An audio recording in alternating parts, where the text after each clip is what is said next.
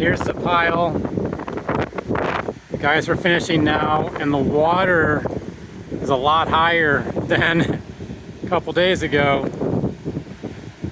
A couple days ago, the water like didn't come past this point here approximately. It was easily 10 meters, 10 or 15 meters further away from the pile. Now it's well past the pile. It's going all the way up to about there. So, wow.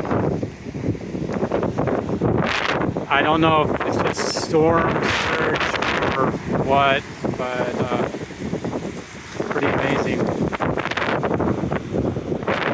Uh-oh. I'm on the wrong side. I shouldn't be on this side of the fence here, but